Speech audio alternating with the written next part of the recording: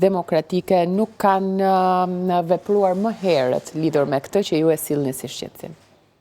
Atëre, organet e Partisë Demokratike, duke qenë që janë të zgjedhura nga kryetari humbës Sali Berisha dhe kryetari i cili ka mbaruar mandati për qenë legjitim kryet Partisë Demokratike, nuk kanë se si reagojnë, pasi këto janë disa individ cilët nuk kanë as vota, nuk kanë as bosht politik dhe nuk kanë as argumenta për të ngritur një kaos tillë. Pasi ato çdo gjë e kanë përfituar fal dëshirës së kryetarit dhe jo fal punës, kontributit apo votës personale që ato mund të kenë. Sepse individ cilët kanë karakter si zoti Saliani, pa diskutim kanë ndërmarrë nismën në bazë procedurës dhe në bazë asaj çka PD-si duhet sot që është riformatimi i Partisë Demokratike, ndërkohë kemi deputet, flas për qarkun e Elbasanit ku unë isha vetë pjesë, që u lash jashtë liste unë, që isha një ndër 3 gradë më të votuara atë primareve, zoti Sula prap që ishte i votuar, u fut dikush që nuk e votoi as lagja vetë. Kështu që pa diskutim këto janë fakte dhe këtë personin që nuk e votoi lagja vetë si pretendon ti mëjzojnë, ti drejtohet Sali Berishës për ndonjë ankesë, kur Sali Berisha i ka bërë nderin e jetës e ka bërë deputet. Ju thoni se këto janë fakte, po nga ana tjetër, ajo që përmendët pak më parë, Berisha ka hallin e djalit të tij, çfarë fakti është ky? Ose si arrini në këtë konkluzion? Po pa diskutim unë shoh që zoti Berisha ruan interesin e vet personal dhe familjar. Zoti Berisha nuk merret me shqetësimet e demokratëve dhe zoti Berisha fatkeqësisht nuk donte që Partia Demokratike të fitonte zgjedhjet.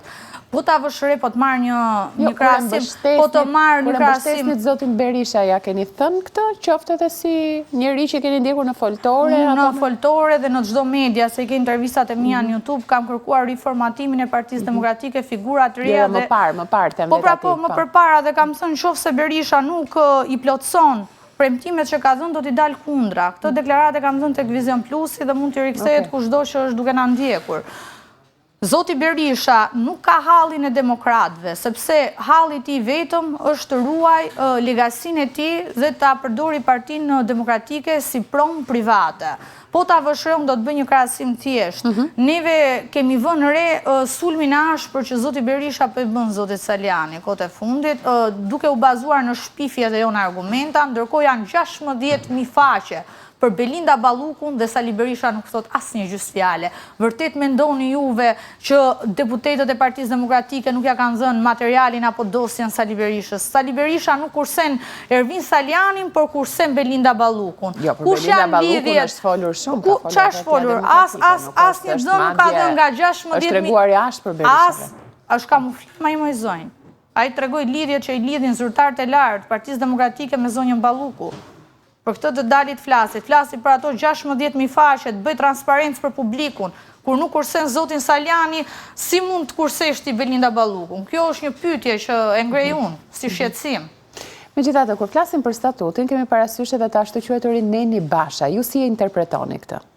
Pa diskutim, ky është një neni i cili është propozuar gjatë rithemelimit nga vetë zoti Berisha. Dhe pa diskutim është votuar nga 5.000 delegat dhe 10.000 antarë të Partisë Demokratike. Prandaj unë çova këtë shkresë drejt Partisë Demokratike me 3 kërkesa.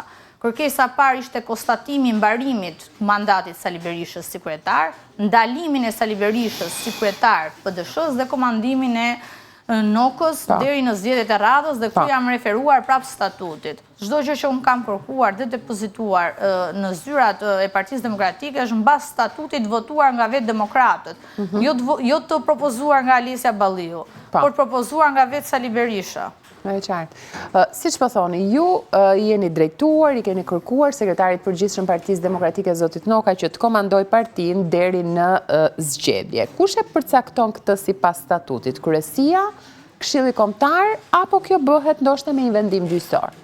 Atëherë, si rregull duhet shkuar tek gjykata e partisë, ku unë kam depozituar kërkesën si tek kryesia dhe tek gjykata e partisë, po me shumë probabilitet as nuk do ta marrin parasysh kërkesën, pasi Partia Demokratike sot trajtohet si promë private dhe për të shërbyer interesave personal dhe familjar të Sali Berishës, që kur numri 2 kësaj partie është zoti Noka, i cili merret dhe këtë them me bindje të plot me thasha theme nga mëngjesi deri në darkë, nuk mund të ketë më seriozitet. Pse e thoni këtë? Po pa diskutime, them, sepse nuk mund të dalësh në një studio televizive dhe të hedhësh vetëm shpifje pa pasur fakte dhe pa diskutim në vend të argumentit ti përdor vetëm shpifja. Ka shpifur për kë? Kur arrin një zyrtar, flasin për numrin 2 të Partisë Demokratike, në këto lloj niveli, pa diskutim ai turpëron edhe burrat e veriut, cilët shkruajnë për fjalën e dhënë. Çfarë të ka bërë më shumë për shtypje? Cila është ajo që ju e konsideroni shpifje që ka rënduar?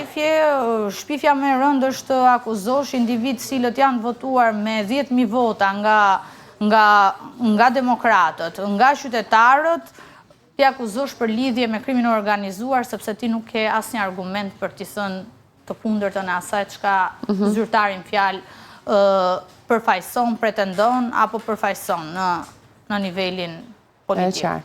Mirë, kërkesa juaj për ndalimin e kandidimit të zotit Berisha është shumë e fortë politikisht, apo jo?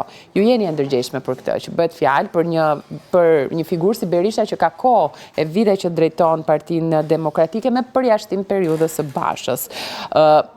Kjo kërkesë, a ka një lloj koordinimi, dhe kur flas për koordinim e kam fjalën nisëm ku marrin pjesë edhe persona tjerë, apo strukturë brenda Partisë Demokratike, apo është thjesht një iniciativë individuale, apo vetëm me pak njerëz për të nisur në gjenezë? Pa diskutim shumë këtë kërkesë e kam çuar me anë të shumë SMS-ve që më kanë ardhur nga demokratët, cilët nuk duan më që Sali Berisha të jetë në krye të Partisë Demokratike. Unë pa diskutim kam plotësuar vullnetin atyre individëve cilët besojnë tek unë dhe mendojnë që unë përfaqësoj të drejtën dhe të vërtetën. Dhe për sa kohë këto demokratë kanë besim maksimal te unë, e kisha për detyrë të ndiqja statutin e dashur bas procedurave juridike që kam votuar demokratët dhe e ritheksoj që kam qenë pjesë atyre demokratëve që kam votuar këtë statut në kuvendin e 2021-shit të krahët Sali Berishës. Më e kuptova. Por nëse kjo kërkesë që ju jeni drejtuar kryesisë Partisë Demokratike nuk merret parasysh nga struktura, çfarë do të thotë kjo dhe si do ta prisnit ju? Atëherë unë kam të drejtë bëj detyrën time për publikun, për demokratët, për gjithë ato që përfaqësojnë tek unë, pa diskutim që do ndjek hapat në vijim. Pa diskutim janë procedurale, deri në gjykatë, pa diskutim. Do ta çojmë deri në gjykatë për të vërtetën, sepse nuk mund ta trajtosh Partinë Demokratike si pronë private dhe nuk mund ta uzurposh këtë parti. Pasi kjo parti nuk ka më shpresën me në krye Sali Berishën, i cili është non grata, me në krye Flamur Nokën, i cili prapë është non grata nga Londra, në kontekstin ne jemi në një retorik pro-perëndimore, por bim kontradikt sepse ne çdo derë kemi të mbyllur me perëndimin përsa kohë kemi këtë leadership. A mund të ndikojë kjo situatë në zgjedhjet që Partia Demokratike ka në 23 maj dhe në rezultatin elektoral të partisë? Si e shikoni ju? Atëherë unë mendoj që Sali Berisha ka frikë nga gara dhe pa diskutim që ai nuk do asnjë kandidat që ta ketë përballë. Nuk mund të quhet garë përsa ko ka ngelur dhe 23-24 ditë dhe ti ndalon këdo që do të garoj dhe legjitimon veten kur ty veten ta ndalon statutit garosh. Dhe është çmenduri kjo që ndodh këtu, sepse në çdo vend evropian, çdo vend demokratik do kishte një garë ku secili nga kandidatët i cili pretendonte të ishte lideri i opozitës duhet jepte një platformë se si Partia Demokratike vjen në pushtet, se si Partia Demokratike bëhet fituese, se si Partia Demokratike bëhet më e madhe, më e hapur. Ne po shohim vetëm përjashtime, po ku e ka luksi një parti opozitare të përjashtoj? Kështu që vetëm në Shqipëri ndodh që kandidati që është vetë për kryetar të PD-s, to zgjedhë dhe kë ka përballë dhe ti përjashtoj. Po kemi të bëjmë me komunizëm pastaj, vetëm me demokraci nuk kemi të bëjmë. Ju përmendni vullnetin e delegatëve, vullnetin e antarëve. Në ç'më mënyrë apo si e masni ju këtë vullnet? Unë pa diskutim të vullnet e masë me statistika zonjë dhe është e thjeshtë. Shoh rezultatin e 2021-shit dhe shoh rezultatin e 2025-s. Sot që flasim, ne jemi 300.000 vota minus, Berisha na premtoi në rithemelim që për 6 muaj rrëzonte Ramën. Rama nuk u rrëzua, bashkimi me demokratët nuk u bë, deputetët nuk i zgjodhën nga primaret, por i zgjodhën sipas interesave dhe shokave të kryetarit, dhe unë pa diskutim kam të drejtë sot t'i kërkoj ndalimin e kandidimit këtij zotërisë për respekt atyre 10.000 antarëve që e votuan dhe 5.000 delegatëve që ishin prezent në kuvendin e 2021-shit. Ky është një vullnet që e kanë marrë demokratët që e kanë votuar, sepse ne nuk mund të bëjmë ligjin si na intereson ne në ato vite për të goditur Bashën, dhe tani që ky ligj na kthehet kundra nesh, neve do ta zhbëjmë. Alisja, ju përmendët